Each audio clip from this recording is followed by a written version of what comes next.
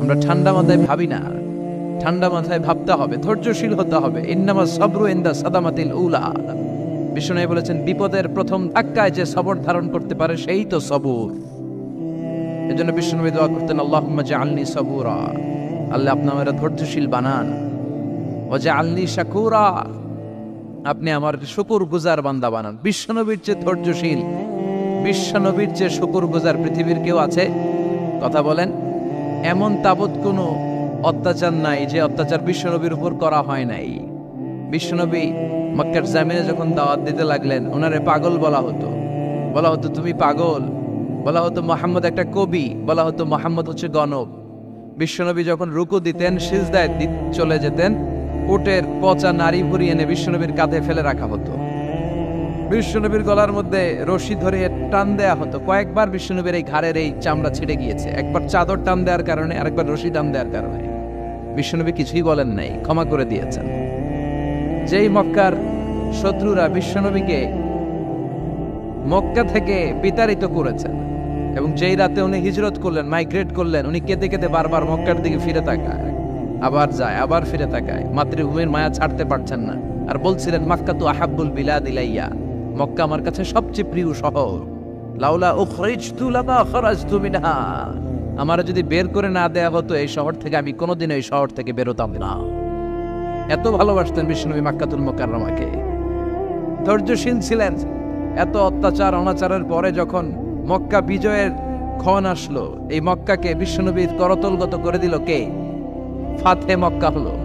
বিশ্বনবী চাইলে পিষে পিষে প্রতিটা কাফের মুশরিককে শেষ করে দিতে পারতেন, ঠিক কিনা? কিন্তু বিশ্বনবী বললেন, লা তাসরিবা আলাইকুমুল ইয়াউম ইযহাবু আনতুমুত তুলাকা, কোন রিভেঞ্জ চলবে না আজকে, কোনো প্রতিশোধ নাই। একেবারে বড় যুদ্ধাপরাধী যারা, মারাত্মক যারা অফেন্স করেছে, তাদেরকে শাস্তির আওতায় আনা হবে, বাকি সবাইকে আমি ক্ষমা করে দিলাম। In the long history of the world, there is no instance of magnanimity and forgiveness which was showed by our beloved Prophet Muhammad when all of his enemies laid under his feet and he forgave them one and all. পৃথিবীর গোটা পৃথিবীর ইতিহাসে এরকম নজির কোথাও পাওয়া যায় না, যাকে এত অত্যাচার করে বিতাড়িত করা হয়েছে, নির্বাসন দেয়া হয়েছে, হিজরতে বাধ্য করা হয়েছে।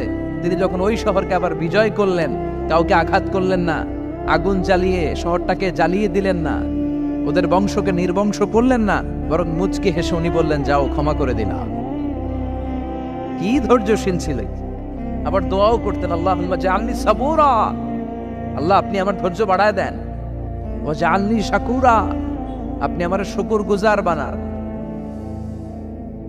ওয়া জাআলনি ফি আইনি সাগীরা, আল্লাহ আমার চোখে আপনি আমারে ছোট বানান।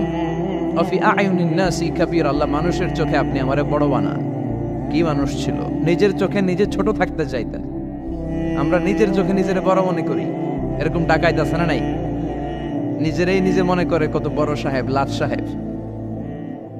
মান তাওয়াদা তারাফা, এটা হচ্ছে সুন্নাতুল্লাহি ফিল আরদ।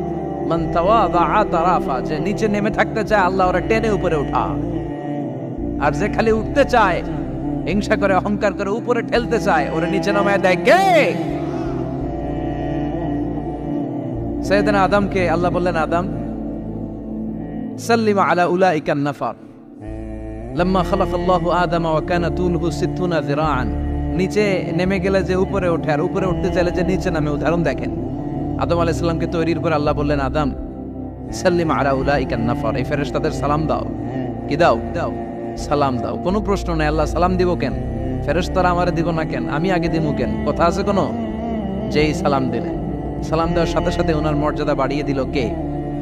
এত মর্যাদা বাড়ালেন যে নূরের ফেরেশতারা মাটির আদমকে সেজদা দিতে বাধ্য হয়েছে। চিৎকার করে বলেন, ঠিক কিনা? তুমি মাটির আদমকে প্রথম সৃষ্টি করিয়া ঘোষণা করিয়া দিলে শ্রেষ্ঠ বলিয়া, তাই তো নূরের ফেরেশতা করে আদমকে সেজদা, সবার চেয়ে সম্মান দিলে মাটির আদমকে। আল্লাহু আল্লাহু পড়েন, আল্লাহু আল্লাহু তুমি জাল্লে জালালুহু, শেষ করা তো যায় না গে তোমার গুণগান। আল্লাহু আল্লাহু, সুবহানাল্লাহ পড়েন। কি সম্মান আল্লাহ বাড়াই দিলেন। আল্লাহ বললেন, আদম আজকে থেকে তুমি আশরাফুল মাখলুকা, তুমি খলিফাতুল্লাহ ফিল আরদ, তুমি পৃথিবীতে আমার খলিফা, ভাইস জেরেন্ট অফ আল্লাহ, আল্লাহর খলিফা, আল্লাহর আহকামগুলো পালনের জন্য ভাইস জেরেন্ট। চুরি করলে হাত কেটে দাও, কার আইন? এই কাজ আদম তুমি দুনিয়াতে যেয়ে করবা। জিনা করলে ডেথ পেনাল্টি, হেড অফ, শিরোচ্ছেদ করে দাও, কার আইন? খলিফা হিসেবে মানুষ এসে করবে। মানুষকে আল্লাহ আশরাফুল মাখলুকাত বানিয়ে দিলেন, নিচু হয়েছে বড় বানিয়ে দিলেন। আর শয়তানের অবস্থা কি? শয়তানকে আল্লাহ বললেন সেজদা দে আদমকে। শয়তান যুক্তি দাঁড় করিয়েছে, খালাকতাহু মিন তিন, খালাকতানি মিন নার ওয়া খালাকতাহু মিন তিন। আল্লাহ, আপনি আমারে বানাইছেন আগুন দিয়া, কি দিয়া? আগুনের ধর্ম উপরের দিকে ওঠে আর মাটির ধর্ম সে নিচে পড়ে থাকে, আমি কেন সেজদা দেব? শয়তানকে চিরকালের জন্য ইবলিস মালউন, অভিশপ্ত আর জাহান্নামী হিসেবে ঘোষণা দিয়ে দিল কে? এজন্য আপনি ছোট থাকতে চাইবেন, আপনারা বড় বানাবে কে? আর আপনি নিজে যদি বলেন আমি বড়, থাপ্পড় মেরে আপনারা নিচে নামাই দিবে কে? এজন্য বিশ্বনবী দোয়ায় বলতেন, আল্লাহুম্মা জাআলনি সাবুরা ওয়াজআলনি শাকুরা ওয়াজআলনি ফি আইনি সাগীরা ওয়া ফি আয়ুনিন নাসি কাবীরা। ও আল্লাহ, আপনি আমারে ধৈর্যশীল বানান, আপনি আমারে শুকরগুজার বান্দা বানান, আমার চোখে আমারে আপনি ছোট বানান, মানুষের চোখে আপনি আমারে বড় বানান। সুবহানাল্লাহ পড়েন। এজন্য সবসময় শুকরগুজার থাকার চেষ্টা করতে হবে। রাজি আছেন তো? যে কোনো মুহূর্তে, যে কোনো পরিস্থিতিতে আমরা শুকরিয়া করব কার? চিল্লায় বলেন কার? আমরা যেন বেশি বেশি আল্লাহ তাআলার শুকরিয়া আদায় করতে পারি। আল্লাহ তুমি তৌফিক দাও। সবাই পড়ি আমিন। উত্তর চান্দোলা হিলফুল ফুজুল ইসলামী সংগঠনের উদ্যোগে আজকের এই তাফসীরুল কোরআনের প্রোগ্রাম। হিলফুল ফুজুল নামটা আমার বড্ড প্রিয়। বিশ্বনবী যখন 15 কিংবা 20 বয়স, কোনো বর্ণনায় এসেছে 15, কোনো বর্ণনায় 20, তখন তিনি একটা ছাত্র সংগঠন করেছিলেন, ইয়াং স্টারদের একটা অর্গানাইজেশন করেছিলেন। ওটার নাম তিনি দিয়েছিলেন হালাফুল ফদুল। হালাফুল ফদুল, ওইটারই আমরা বাংলায় কি বলি? হিলফুল ফুজুল। হালাফ মানে শপথ, oath, we take an oath in the name of Allah. আল্লাহর নামে শপথ নেয়ারে বলে হালাফ। আর ফাদিলা, ফাদলুন, এগুলোর প্লুরাল হচ্ছে ফুদুল। ফুদুল মানে ভালো কাজ। ভালো ভালো কাজের উপর বিশ্বনবী যুবকদেরকে একত্রিত করলেন যে মক্কা শহরে কোনো টেন্ডারবাজি চলবে না, কোনো চাঁদাবাজি চলবে না, দুর্বলের উপর সবলের অত্যাচার চলবে না, জালিমের জুলুম চলবে না, হত্যা চলবে না, ধর্ষণ চলবে না, রাহাজানি চলবে না। মক্কা শহরটারে শান্তির শহর বানাতে হবে। যুবকরা এই দায়িত্ব কাঁধে নিয়েছে। কারা? মুরব্বীরা না, যুবকরা। যুবকদের আছে প্রাণ ঢালা উচ্ছ্বাস, অনেক শক্তি। এজন্য যুবকদেরকে ভালো কাজে আসতে হবে। যুবকরা চাইলে এই দেশের চেহারা পাল্টে দিতে পারে। এদেশে যুবক ভোটার আছে কয়জন জানেন? নতুন করে যুবক ভোটার হয়েছে 2 কোটি। কয় কোটি? 2 কোটি না? Can you imagine that? কল্পনা করতে পারেন? They can change Bangladesh. They can change the face of Bangladesh. তারা 56,000 বর্গ মাইলের এই বাংলাদেশের চেহারা পাল্টে দিতে পারে। তাদের অনেক শক্তি। এজন্য যুবকদের এই শক্তি কাজে লাগাতে হবে। ফেন্সিডিল, গাঁজা, ইয়াবা, হিন্দি সিনেমা, এগুলোর পিছনে দৌড়ানো যাবে, পর্নোগ্রাফির পিছনে ছোটা যাবে। যুবক বয়সে ভয় করতে হবে কারে? চিল্লায় বলেন কাকে? আল্লাহ আমার যুবক ভাইদেরকে তুমি তৌফিক দাও। বিশ্বনবী হালাফুল ফুদুল তিনি গঠন করলেন মক্কাতুল মুকাররমাতে। পুরো মক্কা শহরটা শান্তির শহর হয়ে গেল। সুবহানাল্লাহ।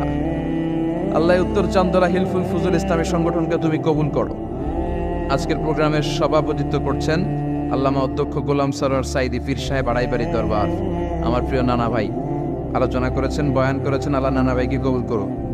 নানা ভাইটা একটু ইয়াং হয়ে গেছে না? হ্যাঁ, অনেক জায়গায় লোকজন খুব বিভ্রান্তিতে পড়ে যায়। ঘটনা কি? আপনি নানা হইলেন কবে, নাতনি হইল কবে, আবার জামাই পেলেন কবে? আমারও বলা যে তুমি যে আমার নানা ভাই বানাইছো, আমি তো এর উত্তর দিতে দিতে কাম সারা। তো আল্লাহ আমার নানা ভাইকে তুমি কবুল করো। তিনি হকের কথা, কোরআনের কথা বলেন। পীর সাহেবদের মুখে এরকম হুঙ্কার দেখা যায় না। কথা কন। এরা থাকে খানকায়, এদের পেট থাকে বড়। সবার কথা বলছি না, বেশিরভাগ। কথা বলেন। এই ভণ্ডামি এই দেশে আছে না নাই? দো দেল বান্দা কালমা চোরে, না পায় শ্মশান না পায় ঘোরে, দিন থাকিতে আয়রে পথে ছাইড়া দে ভণ্ডামি, ভণ্ডামি ভণ্ডামি ভণ্ডামি, ছাইড়া দে ভণ্ডামি। আছে না নাই? নামাজ কালাম পড়ে না, ইবলিশ শয়তানের নানা। আছে না? নামাজ নাই, রোজা নাই, নাচানাচি, নাচ গান, গোসল করে না, সারা বছরে করে একবার, ওই গোসলের পানি মুরিদরা খায় ফেলায়। আছে না নাই? নামাজ রোজা করে না, ইবলিশ শয়তানের নানা, ধর্মের একখান খুঁটি ধইরা কয়দিন করবা হয়রানি। ভণ্ডামি ভণ্ডামি ভণ্ডামি, ছাইড়া দে ভণ্ডামি, ঠিক কি না?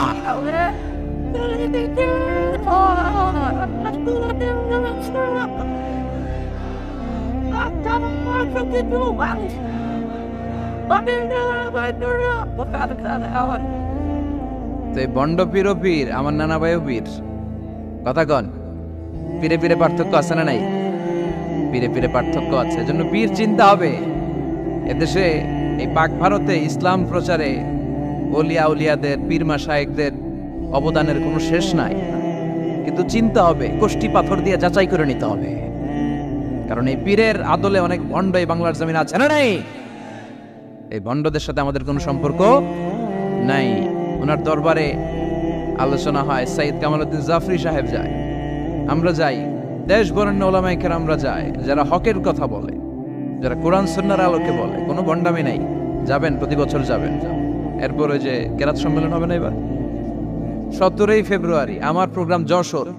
আমাকে অনেক বলেছিল থাকতে পারলে আমিও কোরআন নিয়ে কিছু কথা বলে আসতে পারতাম, শুনে আসতে পারতাম কারীদের তেলাওয়াত। যাবেন আপনারা, দাওয়াত করে দিলাম। আল্লাহ আজকে সভাপতিকে তুমি কবুল করো।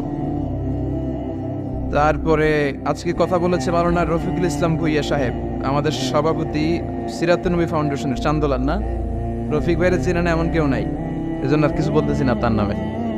আল্লাহ রফিক ভাইয়ের তুমি কবুল করো। গোলাম কবির চৌধুরী আল আজহারি আসতে পারে নাই, আমার বন্ধু মানুষ, একসাথে পড়াশোনা করেছি। এরপর আমার এক মিতা মিজানুর রহমান আতিকি আমার আগে আলোচনা করেছে, আল্লাহ তাকেও তুমি কবুল করো। সালাত নিয়ে কথা বলতেছিলেন। সালাত আউয়ালু মা ইউহাসাবু বিহিল আবদু ইয়াউমাল কিয়ামাতি আস-সালাহ, কিয়ামতের দিন সর্বপ্রথম হিসেব নেওয়া হবে নামাজের, সালাতের। সালাত চিনেন তো? কুরবানির গোশত খাওয়ার মাঝখানে যেটা খায় ওটা, হ্যাঁ, এটারে বাংলায় আমরা নামাজ বলি। কি বলি? নামাজ। বিশ্বনবী ইন্তেকাল করবেন, রূহ বের হয়ে যাচ্ছে, 2-3টা শব্দ বললেন, এর মধ্যে একটা ছিল সালাত। আর সালাত, উম্মতেরা নামাজ, নামাজ, নামাজ ছেড়ে দিও না। আমা মালাকাত ঈমানুকুম। মানুষ ইন্তেকালের আগে শ্বাস বের হয়ে যাচ্ছে, রূহ চলে যাচ্ছে, ওই মুহূর্তে কি জরুরি কথা বলে নাকি ফালতু কথা বলে? সবচেয়ে জরুরি কথাটাই তখন সে বলে যায়, ঠিক কিনা? কথা বলেন। বিষ্ণু বলেছিলেন নামাজ। তাহলে এই সালাতের গুরুত্ব আছে না নাই? সর্বপ্রথম এই সালাতের ব্যাপারে in the day of judgement আমাদেরকে প্রশ্ন করবে কে? সালাত কায়েম করো, সালাত কায়েম করো, হবে সম্মানী তুমি, হবে জান্নাতি তুমি, হবে সম্মানী তুমি, হবে জান্নাতি তুমি।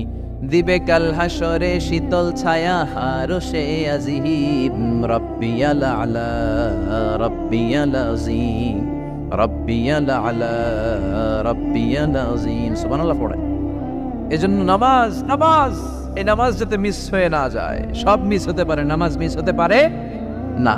আল্লাহ তুমি বুঝার তৌফিক দান করো।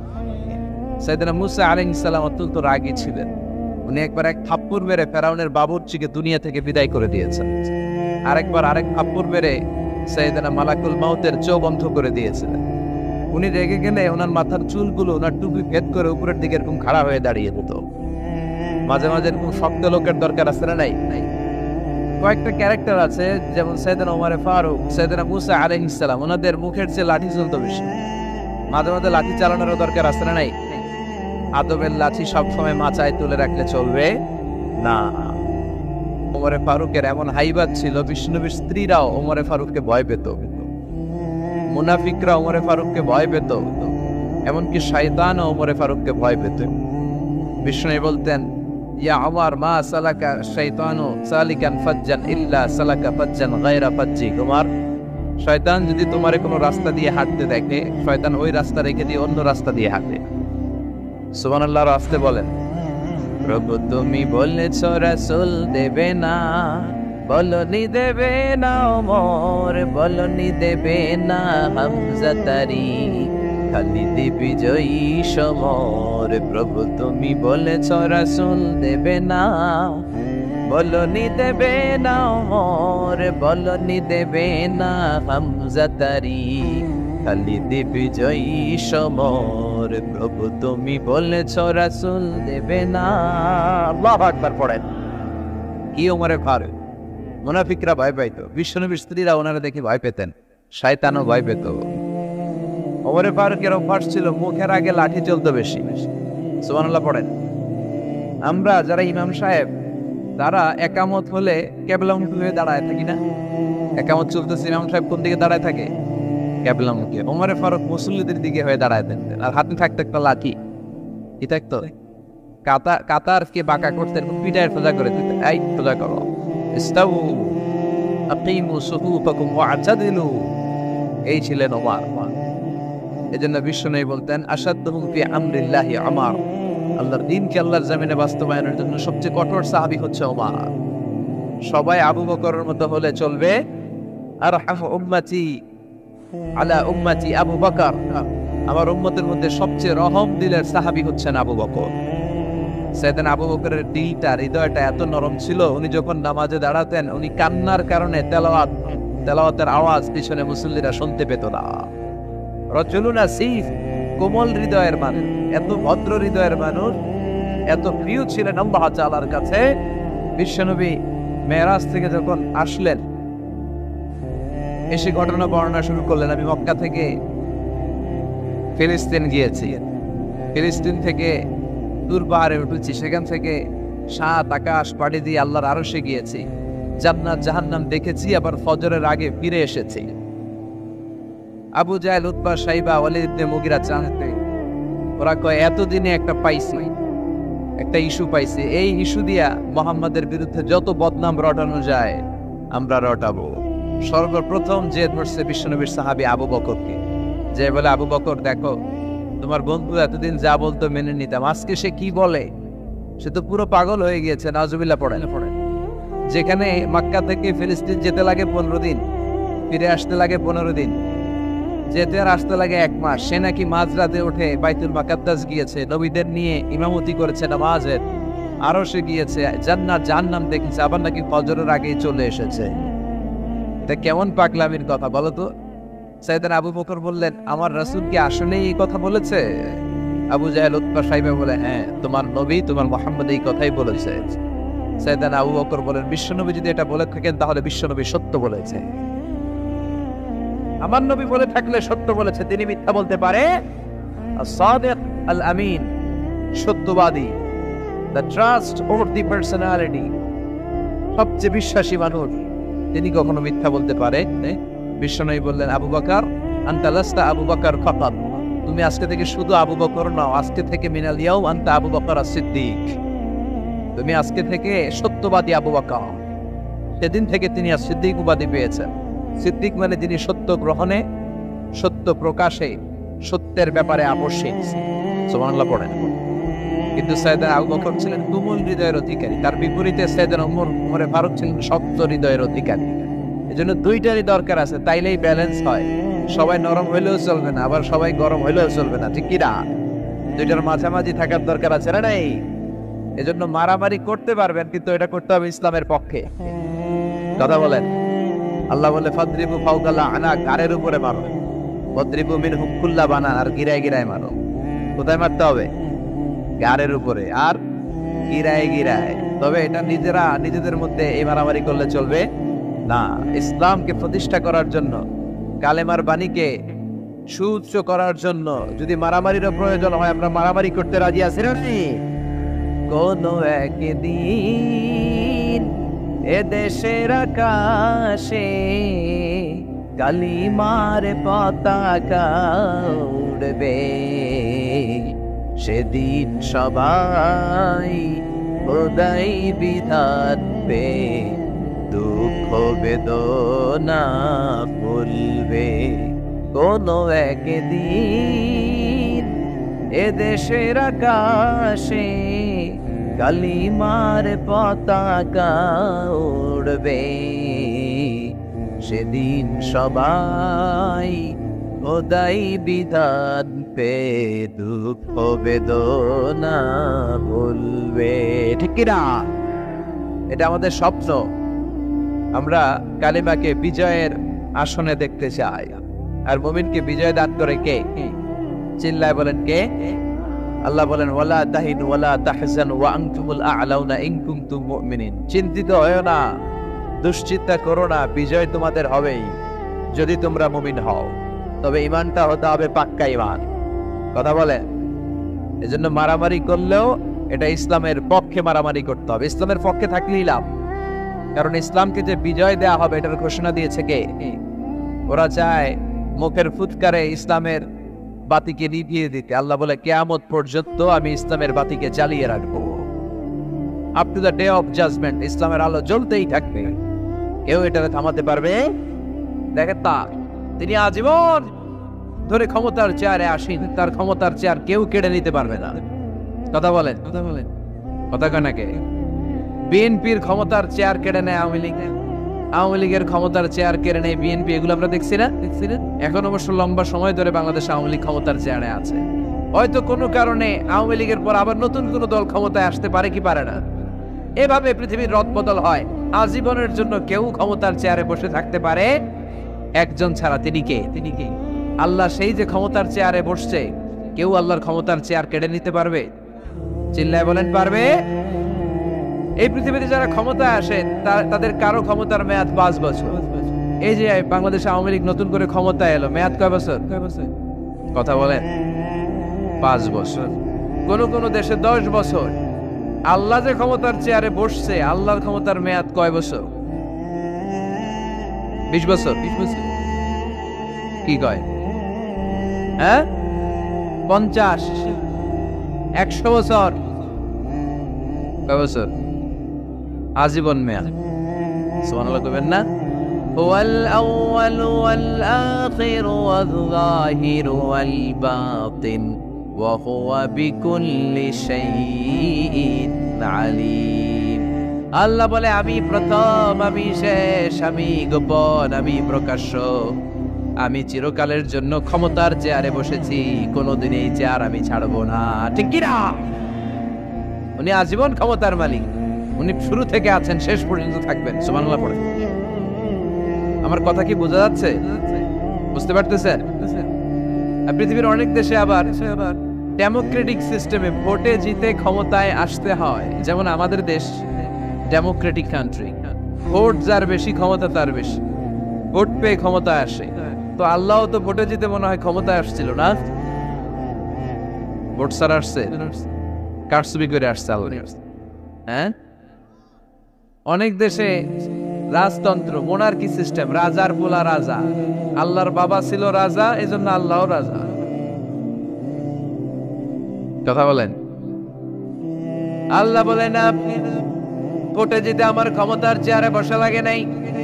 আমার বাবা নাই, আমার ছেলে নাই, আমার কেউ নাই, আমি একাই সব ক্ষমতার মালিক। আমি চিরকালের জন্য এই ক্ষমতার চেয়ারে বসা। চিরকাল, আজীবন তিনি ক্ষমতার চেয়ারে থাকবেন। আবার অনেক সময় দেখা যায় ক্ষমতায় যেতে হলে অন্যান্য পার্টির সাথে কোয়ালিশনে যেতে হয়, শরিক বানাতে হয়। আল্লাহর ক্ষমতায় তো শরিক আছে না? আছে। আল্লাহ বলেন ওয়ালাম ইয়াকুল্লাহু শারীকুন ফিল মুলক। আমার ক্ষমতায় কোনো পার্টনার নাই, কোনো শরিক নাই। তোদের মতো আমি কারোর সাথে জোট করি নাই। জোট ছাড়া, শরিক ছাড়া, কোয়ালিশন ছাড়া আমি ক্ষমতার চেয়ারে বসা। আজীবন আমার ক্ষমতার মেয়াদ। কেউ আমার ক্ষমতার চেয়ার থেকে নামাতে পারবে না। পৃথিবীর অনেক দেশের এরকম নমুনা আমরা জানি। আন্দোলন করে সরকারকে ক্ষমতার চেয়ার থেকে নামানো হয়, আছে না নাই?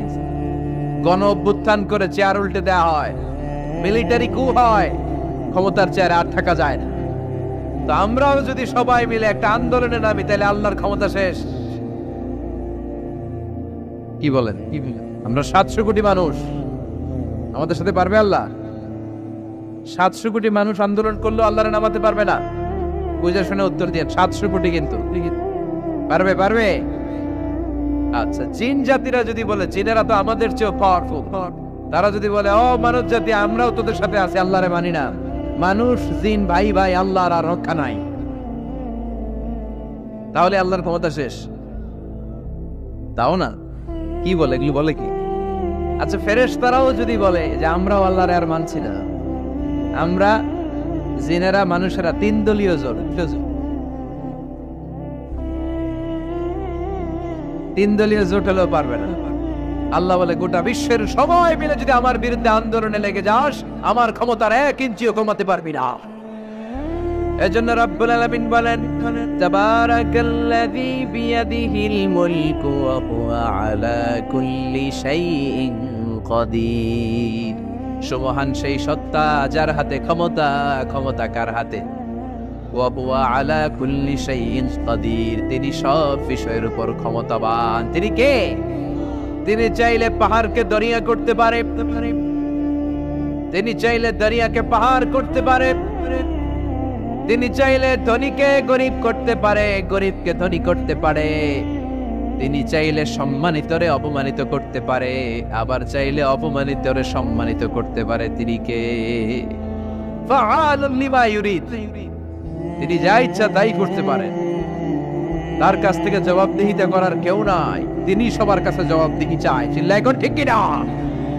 সে আল্লাহ বললেন, সুবহান সত্তা যার হাতে ক্ষমতা, তিনি সব বিষয়ের উপর ক্ষমতাবান। এজন্য আমাদের মনে রাখতে হবে আমাদের কোনো ক্ষমতা নাই, ক্ষমতার মালিককে। আর কোনদিন বাগেরহাটের ভাইয়েরা, জনগণ সকল ক্ষমতার উৎস, এই কথা বলবেন? মনে থাকবে? তাহলে আওয়াজ করে বলেন তো, সকল ক্ষমতার উৎস কে?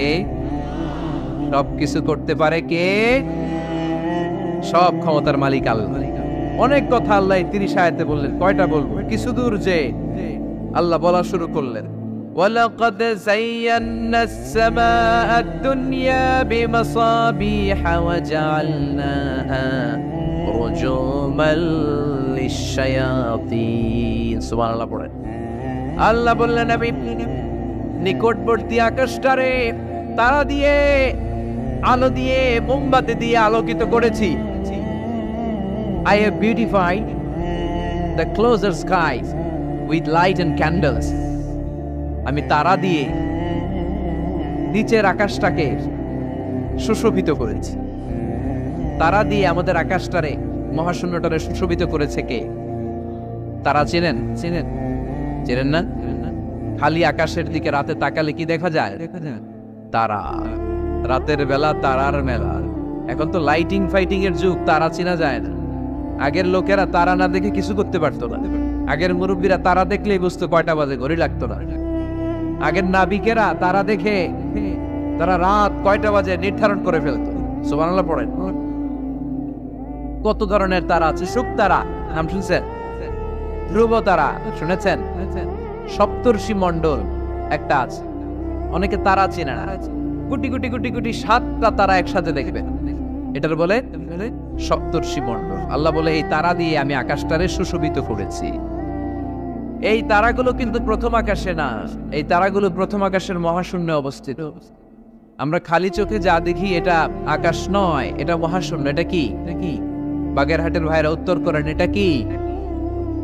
এই মহাশূন্যের অনেক অনেক অনেক অনেক অনেক উপরে আকাশ। ওই আকাশ যে কত উপরে, এটা নাসার বিজ্ঞানীরাও জানে না। শুরুতে আমরা দেখতে পাই প্রথম আকাশের মহাশূন্য, এর অনেক উপরে প্রথম আকাশ। তারপরে শুরু হয় দ্বিতীয় আকাশের মহাশূন্য, তার অনেক উপরে দ্বিতীয় আকাশ, তারপরে তৃতীয় আকাশের মহাশূন্য, তারপরে তৃতীয় আকাশ। এভাবে একটার চেয়ে আরেকটা বড়, একটার চেয়ে আরেকটা বড়। দ্বিতীয় আকাশের তুলনায় প্রথম আকাশটা কত ছোট শুনতে চান? আপনার হাতের আংটিটা যদি আপনি সাহারা মরুভূমিতে ছুঁড়ে ফেলে দেন, পৃথিবীর সবচেয়ে বড় মরুভূমির নাম কি জানেন? সাহারা মরুভূমি। সাহারা মরুভূমিতে আপনার হাতের আংটি ছুঁড়ে ফেলে দিলে পুরো মরুভূমির তুলনায় আপনার হাতের আংটি যত ছোট, আল্লাহর দ্বিতীয় আকাশের তুলনায় আল্লাহর প্রথম আকাশটা ঠিক তত ছোট। একটার চেয়ে একটা বড়। তারপর আমরা নিজের বড় বড় করে দাবি করি। এই যে আজকের প্যান্ডেলে এত মানুষের সমারোহ হয়েছে, তাকালে মনে হয় না যে কত বিশাল জায়গা? কথা বলেন, বিশাল মনে হয় না? বিল জঙ্গ, এইটারে যদি এত বড় মনে হয়, তাহলে বিল জঙ্গটা কত বড়? হ্যাঁ, আরো। এইটার চেয়ে নিশ্চয়ই বাগেরহাট বড়। কথা কয় না? বাগেরহাটের চেয়ে নিশ্চয়ই পুরো বাংলাদেশটা বড়। বাগেরহাট বলে 64 জেলার এক জেলা, 64টা জেলা মিলে সুজলা সুফলা আমাদের এই বাংলাদেশ। বাংলাদেশ হচ্ছে পৃথিবীর সবচাইতে বড় দেশ। হ্যাঁ, এরা দেখি আমার সব কথার সাথে খালি দ্বিমত করে। বাংলাদেশ সবচেয়ে বড় দেশ না? কত ছোট জানেন? মানচিত্রে বাংলাদেশ লেখার জায়গাটাও আমরা পাই না। বাংলাদেশ এটা লিখতে গেলে BAN পরে ইন্ডিয়ার উপরে, GLA পরে বাংলাদেশের উপরে, আবার DESH পরে আবার ইন্ডিয়ার উপরে। আমাদের বাংলাদেশটা এত ছোট, বাংলাদেশ লেখার জায়গাটাও মানচিত্রে আমাদের জন্য না। এত ছোট দেশ, এত ছোট। ইন্ডিয়া প্রায় 20-25 গুণ বড় আমাদের চেয়ে। আমেরিকা, কানাডা শতগুণ বড়। রাশিয়া একটা দেশ আছে কয়েকশো গুণ বড়। এরকম 200টা বিশাল দেশ মিলে পৃথিবী, 200টা দেশ মিলে পৃথিবীর 30 ভাগ, বাকি 70 ভাগ শুধু পানি। বাকি 70 ভাগ কি? স্থল আর জল মিলে আমাদের পৃথিবী। তাহলে আজকের এই প্যান্ডেলের জায়গার তুলনায় পুরো পৃথিবীটা কত বড়? সুবহানাল্লাহ কইতে পারলেন না? তাহলে এই পৃথিবীটা আমাদের কাছে এখন পর্যন্ত যেটা আমরা আলোচনা করলাম বোঝা গেল অনেক বড়, এত বড় পৃথিবী। কিন্তু আমরা শুনতে পাই যে সূর্যটা আমরা দেখতে পাই দিনের বেলা, ওই সূর্যটা নাকি এই বিশাল পৃথিবীর চেয়ে 13 লক্ষ গুণ বড়। চিন্তা করতে পারেন? খালি তো মাথা নাড়াইতেছেন। আসলে কি আমরা চিন্তা করতে পারি? 13 লক্ষটা পৃথিবী সূর্যের মধ্যে রেখে দেওয়ার জায়গা করে দিয়েছে কে? 9,30,00,000 মাইল দূরে সূর্য 8 মিনিট 18 সেকেন্ড সময় নিয়ে নেয় আলো পৌঁছাতে। এত বিশাল সূর্য। তার মানে কি সূর্যটাই সবচেয়ে বড়? এর চেয়ে অনেক বড় বড় তারা আছে। সূর্যের পরে পৃথিবীর সবচেয়ে কাছের তারার নাম প্রক্সিমা সেন্ট্রাই। গুগল করলে দেখবে যে কত তারা। এরপরে Alpha Centauri A, Alpha Centauri B, এভাবে তারা শুরু। এটা ক্যারিনা, ব্যাটেলজিউস। যেই সূর্য পৃথিবীর চেয়ে 13 লক্ষ গুণ বড়, ব্যাটেলজিউস নামে একটা তারা আছে। ওই তারা সূর্যের চেয়ে 33 কোটি গুণ বড়। তার মানে কি ব্যাটেলজিউসই সবচেয়ে বড় তারা? এটা ছোট্ট সাইজের তারা। এইটার চেয়েও কত হাজার কোটি গুণ বড় তারা যে মহাশূন্যে আছে তার কোনো ইয়ত্তা আমাদের নাই। এরকম হাজার হাজার million, trillion, zillion, billion, octillion তারা মিলে আমাদের এই গ্যালাক্সিটা গঠিত। আমাদের গ্যালাক্সির নাম মিল্কি ওয়ে। আমাদের গ্যালাক্সির নাম শুনছেন না? বিজ্ঞানে আমরা পড়ছি না? আমাদের গ্যালাক্সির নাম মিল্কি ওয়ে। আমাদের গ্যালাক্সির পরে আমাদের সবচেয়ে কাছের গ্যালাক্সির নাম অ্যান্ড্রোমেডা। কি নাম? আমাদের গ্যালাক্সি থেকে অ্যান্ড্রোমেডাতে পৌঁছতে 2.5 মিলিয়ন লাইট ইয়ার লেগে যাবে যদি লাইটের গতিতে আমরা ছুটি। 2.5 মিলিয়ন লাইট ইয়ার। 1 মিলিয়নে 10 লাখ, 2.5 মিলিয়নে 25 লক্ষ লাইট ইয়ার। এই পৃথিবীতে সবচেয়ে দ্রুতগামী যে জিনিসটার আবিষ্কার হয়েছে সেটার নাম আলো। সেটার নাম সবাই বলেন। আলো সবচেয়ে দ্রুত ছোটে। কত দ্রুত জানেন? 1 সেকেন্ডে 1,86,000 মাইল বেগে ছোটে। 1 ঘন্টায় না, 1 মিনিটে না, 1 সেকেন্ডে ছোটে কদ্দূর? আরে 1 সেকেন্ড কইতে তো 2 সেকেন্ড লাগে। 1 সেকেন্ড এটা বলতে বলতে 2 সেকেন্ড লেগে যায়। কিন্তু 1 সেকেন্ডে নাকি সে 1,86,000 মাইল দূর চলে গেছে। এই আলোর গতি সম্পন্ন একটা রকেট যদি কেউ বানাতে পারে, যে রকেটটাও আলোর মতো সেকেন্ডে 1,86,000 মাইল বেগে ছুটবে, এরকম রকেট যদি বানানো যায়, তাহলে এই রকেট দিয়ে আমাদের গ্যালাক্সি থেকে আমাদের প্রতিবেশী গ্যালাক্সি অ্যান্ড্রোমেডাতে পৌঁছতে 25 লক্ষ বছর লেগে যাবে। সুবহানাল্লাহ। বাড়িতে যায় বলবেন সবাই, চিৎকার করে পড়েন আল্লাহু আকবার। সে আল্লাহ বললেন, ওয়ালাকাদ যায়্যানাস সামাআদ দুনিয়া বিমাসাবিহা ওয়া জাআলনাহা রুজুমান লিশ-শায়াতিন। আমি তোমাদের জন্য দুনিয়ার আকাশটারে সুন্দর সুন্দর তারা দিয়ে সুশোভিত করেছি। এরকম বিশাল বিশাল তারা, দেখতে তো মনে হয় ছোট্ট একটা ডটের মতো না, একটা ফোঁটার মতো মনে হয় না তারাগুলা? এত বিশাল বিশাল তারা মহাশূন্যে রেখেছে কে? চিল্লায় বলেন কে? এরপরে এই সূরার মাঝে মাঝে এসে আল্লাহ বললেন, হুয়াল্লাযী جعل لكم الأرض ذلولا فامشوا في مناكبها وكلوا من رزقه وإليه النشور আল্লাহ বলে আমারে তোরা চিনিস না, চিনে নে, আমি হলাম এমন সত্তা, আমি তোমাদের জন্য জমিনটারে সমতল বানিয়ে দিয়েছি, তাই যেখানে মন চায় তোমরা সুন্দর করে হেঁটে হেঁটে যেতে পারো। তার মানে এই নয় যেখানে খুশি সেখানে যাবা, শেষকালে আমার দিকে ফিরে আসতে হবে, ঠিক কি না? মিনহা খালাকনাকুম ওয়া ফিহা নুঈদুকুম ওয়া মিনহা নুখরিজুকুম তারাতান উখরা। মাটি থেকে বানালাম, মাটির কবরে পাঠালাম, আবার মাটির কবর থেকে আমাদেরকে উঠায়া দিবে কে? আল্লাহ বললেন যালুলান, আমি জমিনকে বানিয়েছি সমতল। আরেক আয়াতে বললেন হুয়াল্লাযী জাআলা লাকুমুল আরদা ফিরাশা, আমি জমিনকে বানিয়েছি বিছানা। সমান সমান না হলে আজকের প্যান্ডেলে এত সুন্দর করে আপনারা বসতে পারতেন? কথা বলেন না। প্যান্ডেলের এদিকে উঁচা, এদিকে নিচা, এদিকে খাড়া, এদিকে তেড়া, এদিকে গর্ত, এদিকে ভাঙ্গা, এরকম হইলে আজকে প্যান্ডেলটা সমান হইতো? এই সমান করে দিছে কে? আমরা যখন বিমানে চড়ি, বিমানের জানলা দিয়ে নিচে তাকালে দেখা যায় আল্লাহ কেমন মনে হয় যে সবুজ কার্পেট বিছাই দিছে। সুবহানাল্লাহ করতে পারলেন না? আবার আল্লাহ বলে সবুজ কার্পেট দেখে মনে করো না যে তোমরা বেঁচে গেলা, এই সবুজ কার্পেটের ভেতরে আগুন আছে না নাই? আমরা যে পৃথিবীর উপরে লাঙ্গল দিয়ে হাল চাষ করি, গাছ লাগাই, হেঁটে চলি, এই মাটিটার নিচে আগুন আছে। কি আছে? বিশ্বাস হয় নাকি আজগুবি কথা লাগে? রূপ কথা মনে হয় না? এই পৃথিবীর মাঝখানে আছে আগুন, জ্বলন্ত আগুন। আল্লাহ কোরআনে কসম কেটেছেন ওয়াল বাহরিল মাসজুদ, ফুটন্ত টকবগে সাগরের পানির কসম। আমেরিকান নেভাল একাডেমির সায়েন্টিস্টরা তারা হিসাব মিলাতে পারে না, সাগরের পানি দেখি ঠান্ডা, কিন্তু আল্লাহ কয় ফুটন্ত টকবগে সাগরের পানির কসম। এই গরম আল্লাহ পাইলো কই? তারা ভাবলো নিশ্চয়ই ভিতরে গরম আছে, নাইলে গরম আসলো কোত্থেকে? দেখি তো কোরআনের কথা সত্য কিনা। তারা সবসময় কৌতূহলী, এই কৌতূহলই তাদেরকে মহাবিশ্বের সুপার পাওয়ারের আসনে আসীন করেছে। আমাদের কোনো কৌতূহল নাই, আমগো আছে ফতুয়াবাজি। কথা কন, আমি তবলিগ, বাকি সব কাফের। আমি জামাত ইসলাম, বাকি সব মুনাফিক। আমি আহলে হাদিস, বাকি সব ঈমান হারাম। কথা কন, এই গুতাগুতি আছে না নাই? ফতুয়াবাজি আছে না নাই? একজনের পিছনে আরেকজন আছে না নাই? কি কারণে যে ফতুয়াবাজি করে, গীবত করে লেগে থাকে আল্লাহই জানে। এরা কি বুঝে এগুলো করে আল্লাহই জানে। খালি ফতুয়াবাজি, খালি গীবত, কেউ কারো ভালোটা দেখতে পারে না। একজন দাওয়াতি কাজ করতেছে, হকের কথা বুঝাচ্ছে, হাজার হাজার মানুষ তার স্পষ্ট ভাষা আর সহজ সাবলীল ব্যাখ্যার কারণে ইসলামের সৌন্দর্য খুঁজে পেয়েছে, কিন্তু তারেও ঠ্যাং ধরে নিচে নামাতে চায়। এটা বাংলাদেশ, এমন দেশটি কোথাও খুঁজে পাবে না কো তুমি। আহা, খালি ফতুয়াবাজি। একজন বলছিল বাংলাদেশের জাতীয় খেলা হাডুডু কেন? আরেকজন কয়ের কারণ বাংলাদেশে কেউ কারো ভালোটা সহ্য করতে পারে না। একটা উপরে উঠতে ছেলে সাইডটায় ধরে ঠ্যাং ধরে টেনে নামায়। হাডুডু খেলা দেখছেন?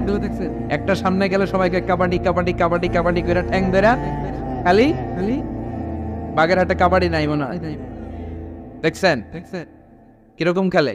একজন সামনে গেলে সবাই ঠ্যাং ধরে নিচে নামে। এটা এই দেশের জাতীয় খেলা। এদেশে কেউ ভালো পথে হাঁটতে চাইলে, উপরে উঠতে চাইলে, কল্যাণের পথে আগাতে চাইলে তার বিরোধী শক্তিরা ওর ঠ্যাং ধরে নিচে নামাবে। কেউ কারো ভালোটা সহ্য করতে পারে? আর ফতুয়াবাজি, তুই কাফের, তুই মুনাফিক, তুই মুশরিক, তোর দাদা কাফের, তোর শ্বশুর কাফের, তোর বেয়াই কাফের। ওই কাফের বেয়াই মারা গেলে ওরে যেখানে কবর দেয়া হবে, ওই কবরের উপরে যে ঘাস উঠবে, ওই ঘাস যে গরু খাবে, ওই গরুর যে দুধ খাবে, ও কাফের। কথা কন, খালি ফতুয়াবাজি। এই ফতুয়াবাজি থেকে আল্লাহ তুমি আমাদেরকে বাঁচাও। আমরা যেন হৃদয়টা প্রশস্ত করে একে অপরকে মুসলিম ভাই মনে করে বুকে টানতে পারি। আমরা খালি পিছাই, সর। বিশ্বনবী আসছে কাছে টানার জন্য, আমরা খালি পিছাই, খালি অন্যের দোষ খুঁজি। নিজের মধ্যে যে কত দোষ, নিজের মধ্যে দোষের শেষ নাই, ওইদিকে কোনো চিন্তা নাই। তো মক্কায় সবচেয়ে বড় কুস্তিগিরের নাম ছিল রুকানা। কি নাম? সাহাবারা বিশ্বনবীকে কখনো রুকানার কাছে যেতে দিত না। সাহাবারা ভাবতো বিশ্বনবী যদি রুকানার দরবারে যায় আর রুকানা যদি বক্সিং মেরে বসে, তাহলে বিশ্বনবীর মানিজ্যত নিয়ে টানাটানি।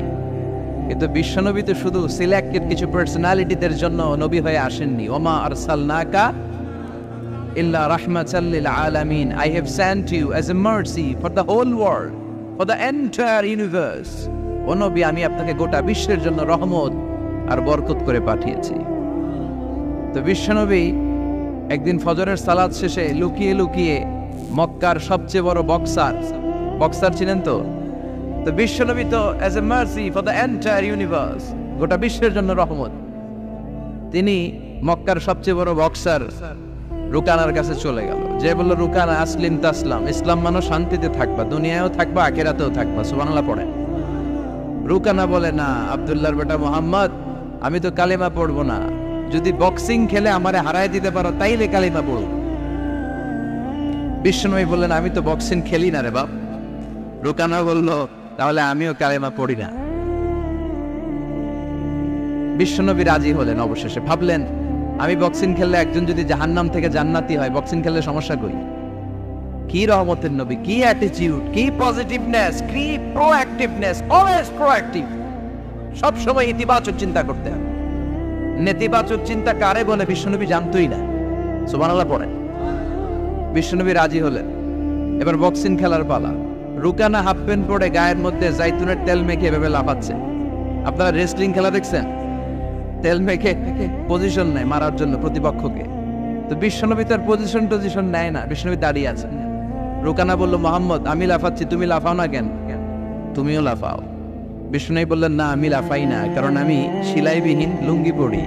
সেলাই ছাড়া লুঙ্গি পরে যদি কেউ লাফায়, বাতাসে সতর খুলে যাওয়ার সম্ভাবনা আছে না নাই? কি লাজুক নবী ছিলেন, কেউ বিশ্বনবীর লজ্জাস্থান জীবনেও দেখে নাই। হালিমাতুস সাদিয়ার বাড়িতে যখন বিশ্বনবী থাকতেন, হালিমাতুস সাদিয়া 5 বছর এই কুরাইশি মোহাম্মদ ছেলেটাকে লালন পালন করেছে। হালিমাতুস সাদিয়া বললে, এই 5 বছরের ব্যবধানে কোনোদিন কুরাইশি মোহাম্মদরে কাঁদতে দেখি নাই। ক্ষুধা পেলেও ছেলেটা কাঁদতো না, ব্যথা পেলেও কাঁদতো না, শুধু লজ্জাস্থানের জায়গা থেকে কাপড়টা সরে গেলে শিশু মোহাম্মদ চিৎকার দিয়ে উঠত। এবার মারামারির পালা। রুকানা বলে, মোহাম্মদ তুমি মারো। বিশ্বনবী বললেন, তুই মার, কারণ আমি মারলে ওই মায়ের হজম করার ক্ষমতা তোর নাই। বিশ্বনবীর এক হাতে জান্নাতে 40 জনের শক্তি ঢুকায় দিছে কে? তো বিশ্বনবী মাইট দিলে এটাও হজম করতে পারবে? কথা কন, পারবে না।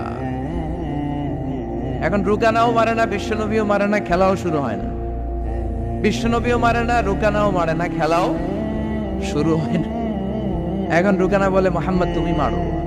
বিশ্বনবী মারে নাই, কিন্তু বিশ্বনবী ওনার ডান হাত মোবারক, কি নরম হাত, সফটার দেন সিল্ক, সিল্কের চেয়ে নরম ছিল। ওয়াকানা কাফুহু আবিয়াদু মিনাদ দিবাজ, সফটার দেন সিল্ক, রেশমের কাপড়ের চেয়েও বিশ্বনবীর হাতের তালু সফট ছিল। এই হাতটা দিয়ে বিশ্বনবী রুকানার ডান কাঁধে এভাবে টাচ করলেন, মারে নাই, খালি বলছে, রুকানা এত লাফাস কেন? টাচ করার সাথে সাথে রুকানা বেহুশ হয়ে জমিনে পড়ে যায়। সবাই তো অবাক, ঘটনা কি? কি মিরাকেল, কি অলৌকিকত্ব! পানি ঢেলে রুকানারে হুশ ফিরানো হয়েছে। সবাই বলে, রুকানা তুই তো অনেক বড় পালোয়ান, আব্দুল্লাহর বেটা মোহাম্মদ ঘুষিও দিল না, লাথিও মারল না, বেহুশ হইলি কেন?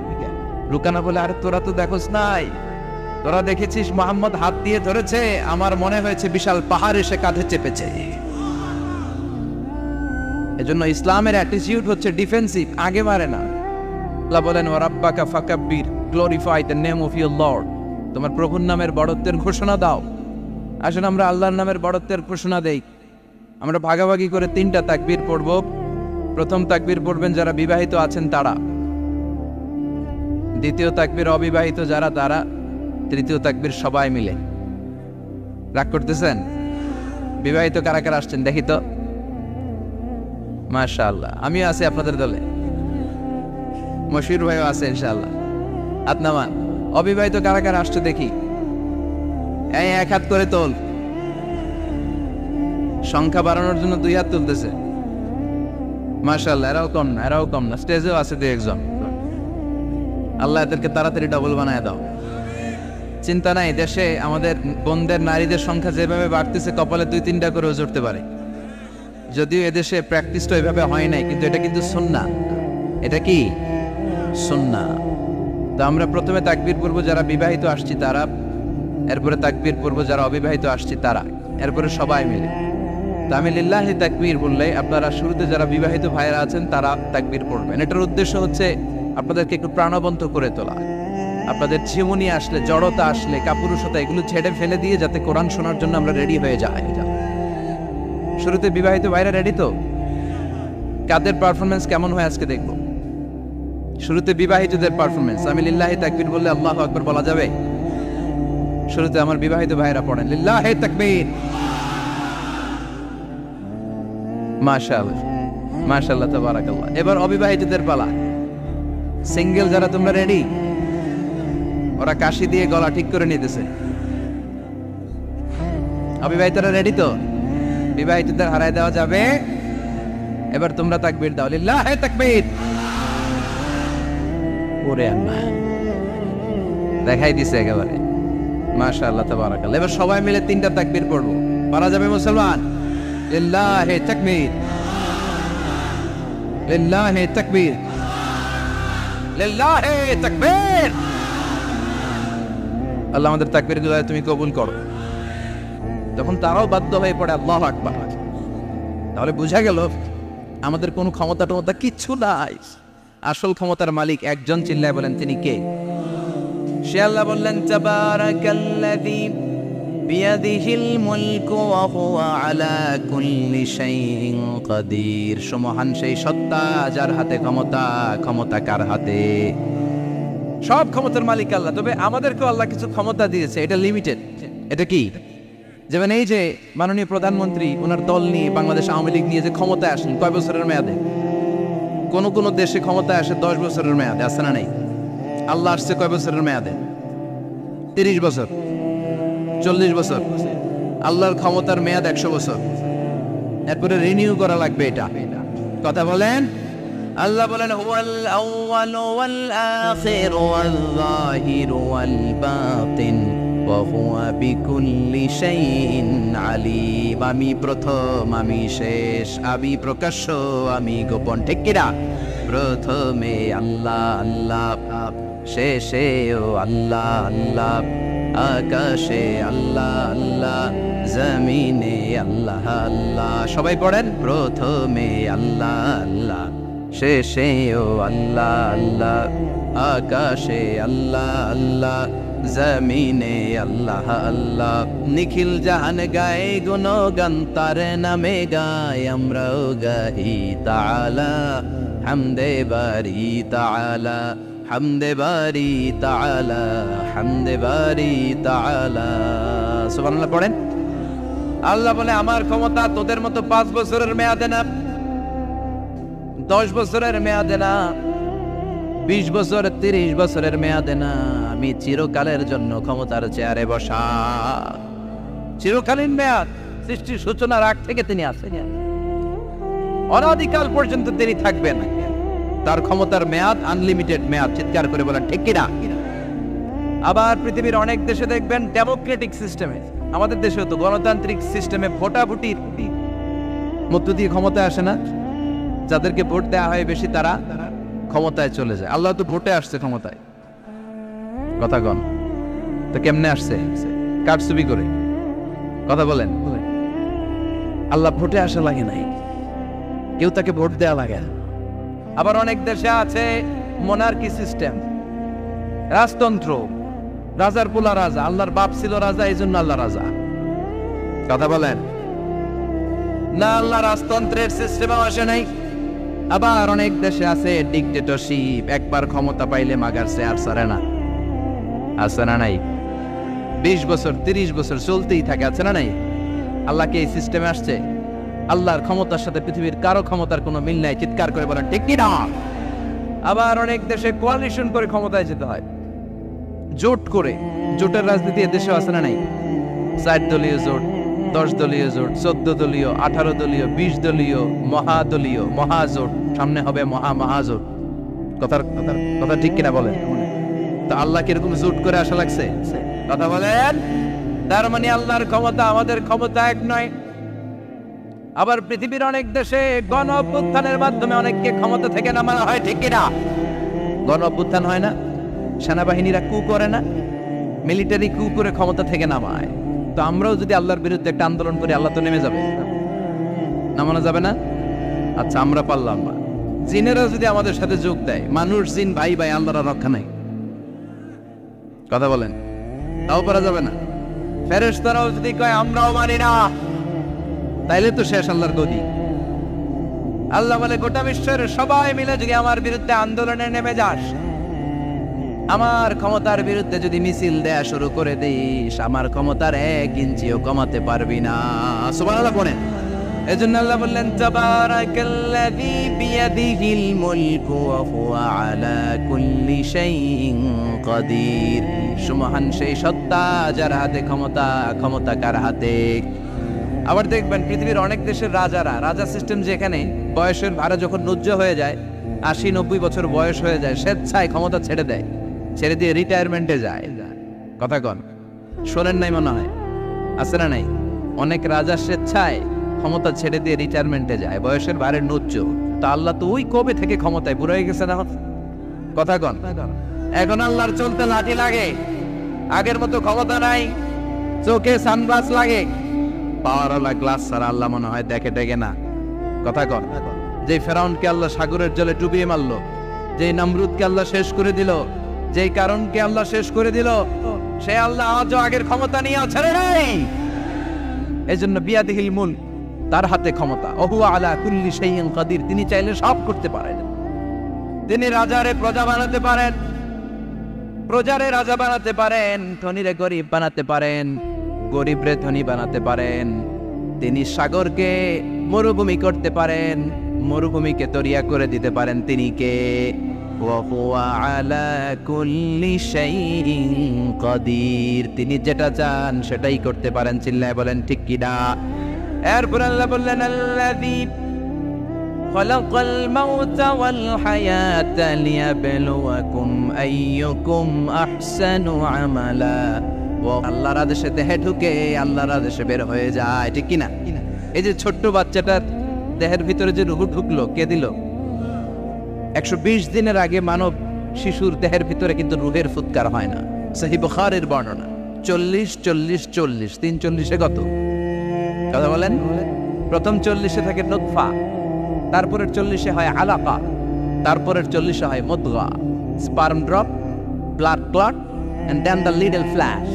ছোট্ট নাপাক পানি ছিলাম, শুক্রাণু ছিলাম আমরা। কি ছিলাম? শুক্রও ছিলাম না, শুক্রাণু, শুক্রের অণু। 1 ফোঁটা শুক্রের মধ্যে 20 কোটি অণু থাকে। ওই 20 কোটির একটা ছিলাম আমি আর আপনি। সুবহানাল্লাহ। বাড়িতে গিয়ে বললেন ডিম্ব আমরা ছিলাম না, আমরা ছিলাম ডিম্বাণু। ডিম্বের এই ডিম্বাণু আর শুক্রাণু দুইটা মিলে আল্লাহ আমাদেরকে বানায় ফেললেন জাইগট, সেখান থেকে এমব্রয়ো, তারপরে আস্তে আস্তে ইনিশিয়াল স্টেজগুলো শেষে একটার পর একটা স্টেজ পার করে তিনি আমাদেরকে বানালেন আলাকা, সেখান থেকে মুদগা।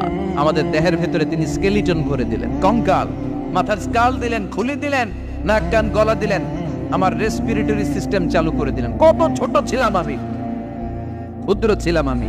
ফালইয়ানযুরিল ইনসানু মিম্মা খুলিকা মিম্মাইন দাফিক। মানুষের উচিত তার সৃষ্টি প্রক্রিয়ার দিকে নজর করে তাকানো। বাবার পিঠ থেকে সবেগে নির্গত হওয়া পানি দিয়ে মায়ের পেটে তোমারে ঢুকায় দিল কে? নাপাক পানি থেকে ছোট্ট ব্যাঙ্গাচির মতো ছিলাম, জোকের মতো মায়ের জরায়ুর দেয়ালে লেগেছিলাম। সেখান থেকে বড় করতে করতে আমার রেসপিরেটরি সিস্টেম, আমার এয়ারিং সিস্টেম, আমার সব সিস্টেমগুলো তিনি আমার দেহের ভিতরে সেট করে দিল। চিল্লায় কোন সুবহানাল্লাহ। 120 দিনের সার্টেন পিরিয়ড শেষে তিনি দেহের ভিতরে রূহের ফুৎকার দিলেন। দেয়া মাত্রই আমার রুহুতে ধপ ধপ ধপ শুরু হয়ে গেছে। ওই যে ধপ ধপ শুরু হয়েছে, আজও থামে নাই। এই ধপ ধপ থামলে বাঁচবেন, দম ফুরাইলে আমরা ঠুস হয়ে যাবো, ঠিক কিনা? হায় রে মানুষ রঙিন ফানুষ, দম ফুরাইলে তবু তো ভাই কারোরই নাই একটুখানি। হায় রে মানুষ রঙিন ফানুষ, রঙিন ফানুষ, হায় রে মানুষ। সুবহানাল্লাহ বলেন। সে আল্লাহ বললেন গোলাম, জীবন আর মরণের মাঝখানে আমি তৈরি করেছি রুহু। পৃথিবীর বিজ্ঞানীরা সব বানাতে পারে, কম্পিউটার বানাতে পারে, প্লেন বানাতে পারে, হেলিকপ্টার বানাতে পারে, রকেট বানাতে পারে, কিন্তু গোটা বিশ্বের সব বিজ্ঞানীরা মিলে কি রুহু বানাতে পারে নাকি? কথা বলেন। গত বছর সোফিয়া নামে একটা রোবট আসছিল না? কথা কন। ওটা মাথা উঁচু করে নিচু করে কথা বলতে চায়, মানুষের মতো হতে চায়। আসলে কি মানুষ? ওটার মধ্যে কি রুহু আছে? রুহু বানাইতে পারবে কেউ? এই রুহু নিয়ে যে কত গবেষণা, মুমূর্ষ রোগীদের উপর গবেষণা চালিয়েছে অনেক। বুলেট প্রুফ গ্লাসের ভিতরে মুমূর্ষ রোগীকে রেখে রেখে তারা চেক করতে চেয়েছে আমেরিকান বিজ্ঞানীরা যে রুহু কোন দিক দিয়ে বের হয়। তারা ওজন করে দেখে মানুষ মরে গেলে কোনো লাশের ওজন বেড়ে যায়, কোনো লাশের ওজন কমে যায়। যেটাতে কমে গেছে 2 কেজি কমে যায়, তার অবাক। কিরা আগে ছিল 80 কেজি, এখন হচ্ছে 78 কেজি, তার মানে 2 কেজি না, এটাই রুহু। এটাই কি? এটা হচ্ছে গবেষণার ধাপ। অনেকগুলো মডিউল তারা আনে, অনেক মুমূর্ষ রোগীকে গ্লাস ফিটিং করা, ইন্টেন্সিভ কেয়ারে রেখে তারা অবজার্ভ করে, আর অক্সিজেন মাস্ক খুলে দিয়ে তারা দেখে যে লোকটা ছটফট করে কিভাবে মরে। মরার আগে ওজন মাপ ছিল 80 কেজি, মরে গেছে পরে আবার ওজন দিয়ে দেখে 78 কেজি। কমছে কয় কেজি? বিজ্ঞানে কয় পাইছে। সবাই কয় কি পাইছে? কয় রুহু। কই পাইলেন? আগে 80, এখন 78, 2 কেজি। রুহুর ওজন কয় কেজি? তো বিজ্ঞানীদের সিস্টেম হচ্ছে যে কোনো একটা বিষয়ের উপর গবেষণা চালালে তারা পূর্ণাঙ্গ ডিসিশনে পৌঁছতে পারে না। They couldn't jump to the final conclusion just on one module, based on one module. They cannot do it. তাদের অনেকগুলো মডিউল আনতে হয়। তারা আবার নমুনা আনলো আরেকটা, মুমূর্ষ রোগী, অক্সিজেন চেম্বার লাগানো, মাস্ক লাগানো, এটা খুলে ফেললে মরে যাবে। বুলেট প্রুফ করা গ্লাসের ভিতরে ঢুকিয়ে এটার ওজন মাপ, এটার ওজন 60 কেজি। এবার মাস্ক খোল, মাস্ক খুলছে ছটফট ছটফট করে, এটা শেষ। এবার মাপ দেখ, এবার মাইপা দেয়া গেছে 63 কেজি। কয় কেজি বাড়ছে? এক একটার এক এক সিস্টেম হইতেছে, কোনোটা কমে, কোনোটা বাড়ে, কোনোটা কিচ্ছু হয় না। সবাই কয় তাইলে আপনি রুহু পাইলেন কই? আগেরটা কম ছিল, মনে করছিলেন 2 কেজি কমছে, ওইটাই রুহু, এখন 3 কেজি বাইরে গেছে। মিলাইবেন কি দিয়া? কথা কন। আল্লাহ ডেকে বলে, গোলাম কিয়ামত পর্যন্ত একটার পর একটা মুমূর্ষ রোগীকে বুলেট প্রুফ গ্লাসের ভেতরে ঢুকাতে পারবি, গবেষণা করতে পারবি, মাগার রুহু খুঁজে পাবি না। চিল্লায় বলেন ঠিক কিনা? কারণ এই রুহুর মালিক কে? সে আল্লাহ বললেন, আল্লাযী খালাকাল মাউতা ওয়াল হায়াতা লিয়াবলুয়াকুম আইয়ুকুম আহসানু আমালা। জীবন আর মৃত্যু বানালাম তোমাদেরকে পরীক্ষা করার জন্য। পরীক্ষা আছে না নাই? গোটা দুনিয়াটাই পরীক্ষা। আল্লাহ যারে পছন্দ করে বেশি তার পরীক্ষাও। আশাদ্দুন নাসি বালাআন আল আম্বিয়া। এই পৃথিবীতে আল্লাহ সবচেয়ে বেশি বালা মুসিবত দিয়ে পরীক্ষা করেছেন নবীদের। কারণ নবীরা আল্লাহর কাছে কম প্রিয় না বেশি প্রিয়? যেহেতু প্রিয় বেশি, পরীক্ষাও। এজন্য মুমিনের উপর যদি পরীক্ষা আসে, মুমিনের উপর যদি অত্যাচার আসে, মুমিনের উপর যদি ধৈর্যের পরীক্ষা আসে, জেল জরিমানা আসে, মুমিন ওইটারে ভয় পায় না। মুমিন ভয় পায় একজনকে। চিল্লায় বলেন তিনি কে? কারণ আল্লাহর ঘোষণা, ওয়ালা তাহিনু ওয়ালা তাহজানু। ঘোষণাটা কার? ভয় নাই, তোদের চিন্তা নাই। আনতুমুল আ'লাউনা ইন কুনতুম মুমিনিন। তোমরাই বিজয়ী হবা যদি মুমিন হও, যদি মুমিন হও। এজন্য ধৈর্যের পরীক্ষা দিতে হবে, আল্লাহর উপর তাওয়াক্কুল করতে হবে, অত্যাচার আর জুলুম আল্লাহর নামে সহ্য করে যেতে হবে। চিল্লায় বলেন ঠিক কিনা?